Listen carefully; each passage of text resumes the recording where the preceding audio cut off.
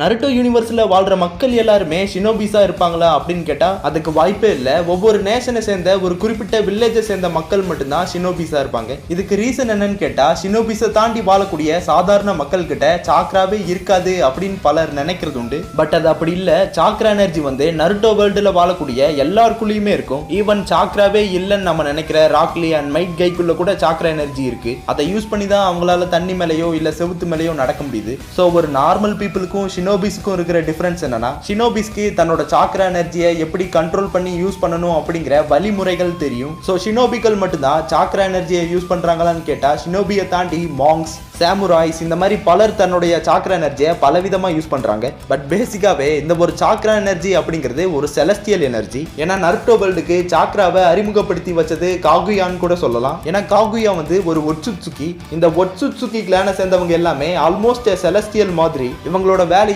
ரெண்டு பேரா உயிர்கள் வாழக்கூடிய பிளானட்டுக்கு போய் அங்க இவங்க 2 பேர்ல யாருக்கு பவர் கம்மியோ அவங்க தன்னோட உயிரை சாக்ரிஃபைஸ் பண்ணி ஒரு டிவைன் ட்ரீயை அந்த ஒரு பிளானட்ல விதைப்பாங்க. இந்த ஒரு டிவைன் ட்ரீ அந்த ஒரு பிளானட்ல இருக்கிற இயற்கை ஆற்றல் மற்றும் உயிர்களின் தரவுகளை சேகரிக்கும். லேட்டரா இந்த ஒரு டிவைன் ட்ரீ தான் டென்டைல்ஸாவும் மாறும். ஸோ ஒரு கட்டத்துக்கு மேல நேச்சர் எனர்ஜியை அப்சர்வ் பண்ணதுக்கு அப்புறமா இந்த ஒரு டிவைன் ட்ரீல சாக்ரா ஃப்ரூட் வந்து முளைக்கும். இந்த சாக்ரா ஃப்ரூட்டை சாப்பிடுறது மூலமா ஒட்சுட்சுகி கிளானை சேர்ந்தவங்க இன்னும் பவர்ஃபுல்லா எவால்வ் ஆவாங்க. இதுக்காக தான் காகுயா வந்து பூமிக்கு வந்திருப்பாங்க. வந்த இடத்துல லார்ட் டென்ஜியை கல்யாணம் பண்ணி அவங்களுக்கு குழந்தைகளும் பிறந்திருக்கும். ஸோ நமக்கு தெரிஞ்ச வரைக்கும் பயாலஜிக்கலா பிறந்த முதல் ஒட்சுட்சுகி யாருன்னா ஹகுராமாவும் ஹமுராவும் தான். இதுல ஹகுராமா வந்து பாத்தீங்கன்னா சேஜ் மோட கத்துக்கிட்டு செஞ்சுட்சு மூலமா காகுயாவை நிலாவுல சீல் பண்ணிருப்பாரு. ஸோ காகுயா அங்கிருந்து ஒருவேளை திரும்பி வந்தாலும் அவங்க கையில 10 டைல்ஸ் கிடைச்சிட கூடாதுங்கிறதுக்காக அதை 9 டைல்ஸா ஸ்பிளிட் பண்ணது மட்டும் இல்லாம நென்ஷு அப்படிங்கிற நின்ஜா கிரீட் அமைப்பு மூலமா மக்களை ஒன்று திரட்டி அவங்களுக்கு தன்னுடைய சாக்ராவை பிரிச்சு கொடுத்தது மட்டும் இல்லாம